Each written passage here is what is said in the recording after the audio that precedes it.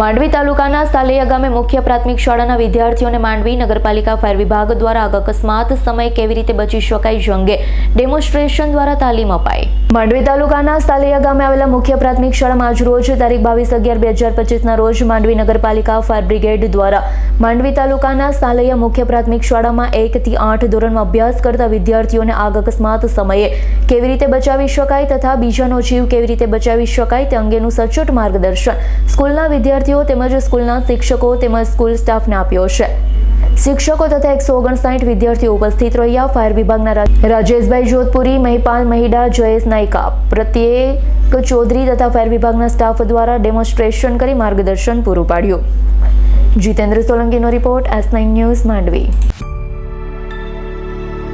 અમારી તમામ માહિતીથી અપડેટ રહેવા માટે જોડાયેલા રહો S9 ન્યૂઝ સાથે।